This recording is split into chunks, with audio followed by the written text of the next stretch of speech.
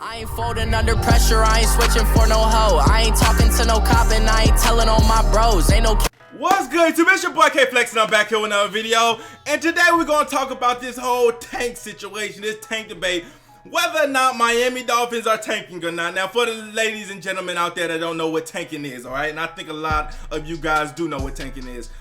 It is when you basically lose on purpose. Now, how do you tank in the NFL, Flex? The players, they're playing for money. They're playing for contracts. They put their body on the line. They're tanking. Are you serious? How could you get a whole 53-man roster to agree to tanking? Well, you don't. This is how you tank, all right? In order to tank in the NFL, you have to do it systematically. Well, what I mean by saying systematically is you have to, from the front office, construct a team that cannot win. Alright, that is the only way you can tank, because you can't go out there and tell Cameron Wake, hey, lose on purpose. I know you've been winning your whole life.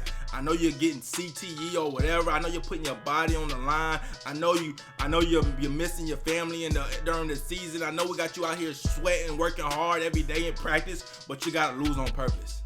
You can't tell him now, alright?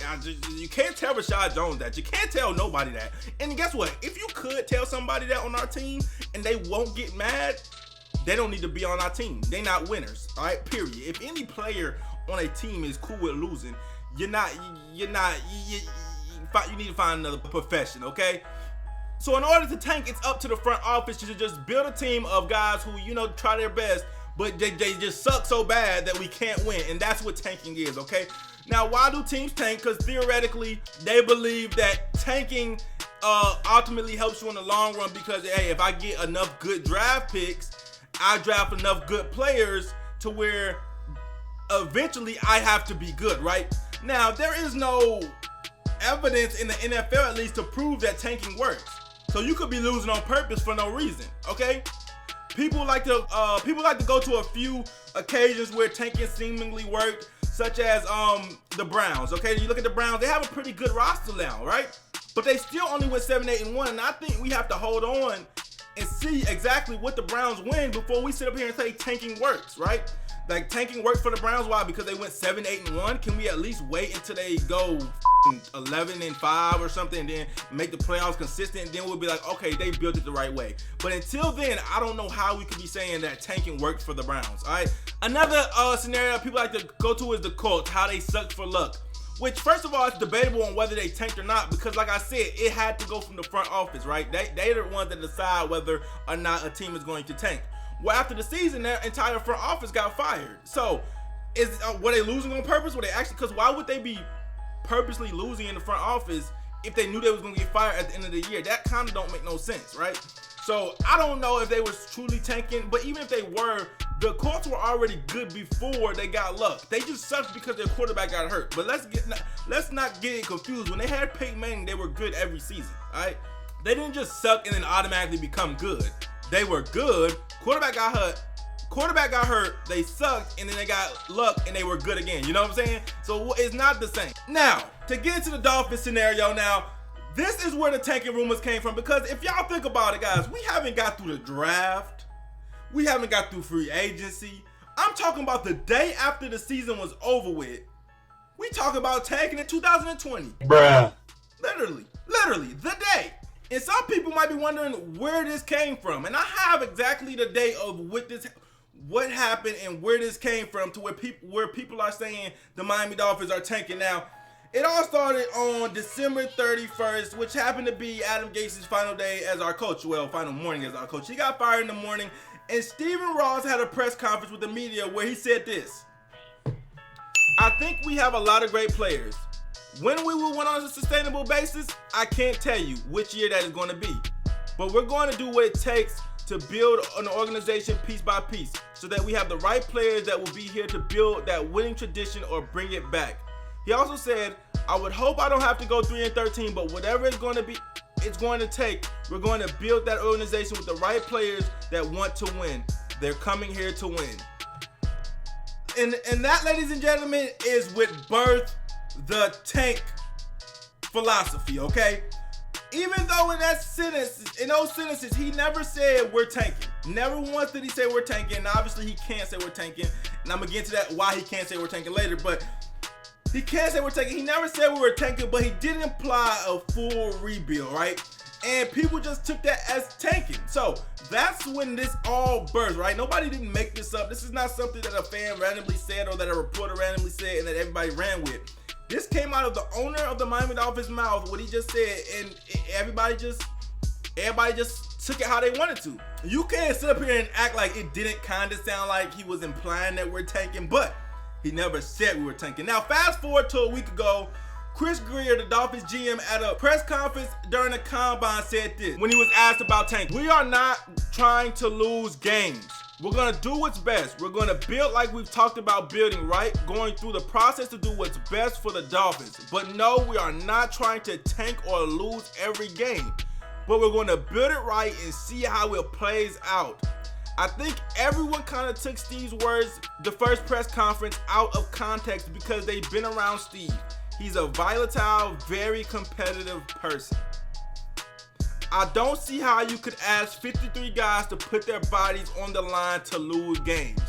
And that's the same way I feel too. You can't tell 53 people to lose games. Now, this kind of confused the fan base at this point, because now the fan base is like, whoa, I thought we were tanking. That's what all the reporters are telling me. Now Chris Grier comes out and says we're not tanking. Now, first and foremost, you can't listen to a person that says the team is not tanking, right? Because they can't say they are tanking even if they were tanking. Now, I'm not saying the Dolphins are tanking or not. I hope they're not. But I don't trust Chris Grier saying it because he can't say they're tanking. That is against everything the NFL stands for, the integrity of the league, all that stuff. That is against. You can't come out there and say you're losing on purpose. You're losing sponsorship. You're probably gonna lose ad dollars off that. You're gonna lose sponsorship dollars off that. Fans not gonna come to the game. The Miami Dolphins would lose so much money if Chris Grier goes out there and says, yes, we're losing games on purpose, right? So he can't say that. So him not saying that and him saying that we're gonna try to win is what he's supposed to say. It's the only thing he can tell you. Even if it's a lie, he had to tell it. You know what I'm saying? He can't sit up there and say, yeah, we're gonna lose games on purpose. Nobody would want to play for us. Like, it would be terrible. Like, the whole fucking team would be in shambles if he came out there and said we're losing game on purpose. Now, the Dolphins, they done some dumb in the past, but that would have been one of the dumbest I think I ever seen them do.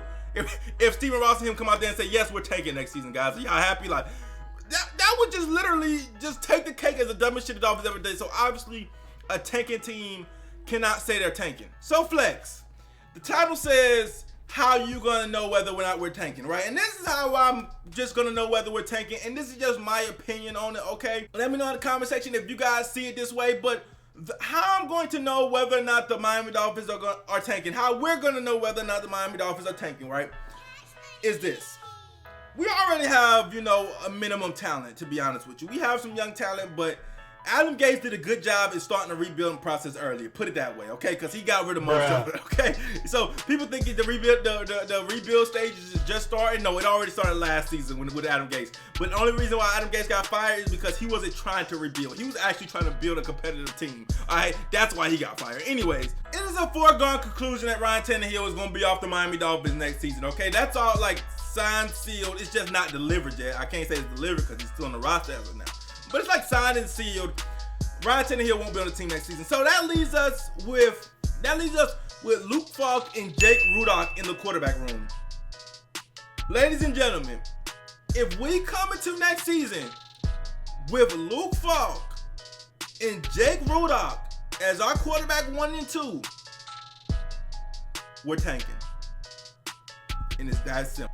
It is no way, and there's nobody that's going to convince me that the Miami Dolphins are trying to win with Jake Rudock, who has no experience, who has proven nothing in the NFL level, and Luke Falk, who is the same.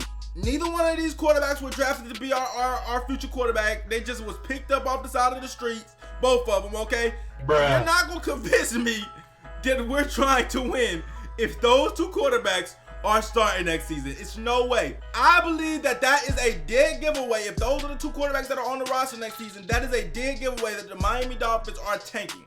Now, if they sign Teddy Bridgewater, if they sign Ryan Fitzpatrick, if they sign a Josh McCown, if they sign a Colin, you know what, I'm gonna stop right there. But just say if they sign a bridge quarterback like that, or one of these, you know, veteran quarterbacks that's been in the league for a while, then we're not tanking, okay? we're actually going to try to be competitive. If we sign even a mediocre quarterback, I would say we're trying to be competitive. However, if we walk into next season with the two that I named, we're tanking. There's no way. Now, if we draft a quarterback early, then we're also not tanking, okay? The only way I believe we're tanking is if we walk into next season with the quarterbacks that are currently on the roster, minus Tannehill, we're tanking.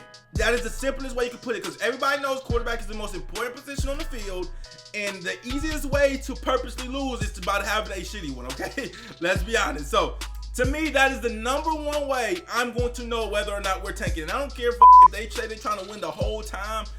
We're tanking. It's that simple, because there's no way Brian Flores is not winning with, like, if you do say you're trying to win and you come out there with Luke Falk, you're not giving our coaching staff a chance, bro. Let's be honest. If you come out there with Luke Falk and Jake Rudock as your starting quarterback and you're telling me you're trying to win, you're failing. If you expecting Brian Flores and that coaching staff to win with them at quarterback, coming from Tom Brady, Chad O'Shea coming from Tom Brady to Jake Rudock, who nobody even knew before he signed with us, come on. Anyways, guys, let's go wrap the video. That's how I would know whether or not we're tanking. It depends on the quarterback that we come out with, y'all. If we even come out with Ryan Fitzpatrick or somebody of that nature that's even mediocre or decent, then we're not tanking. If we come out with the quarterbacks we currently have, we're tanking. Is that it? Get in the comment section. Let me know what you guys think. Like, comment, subscribe. Roll to 8K on the way. It's your boy K Flexing. I'm out.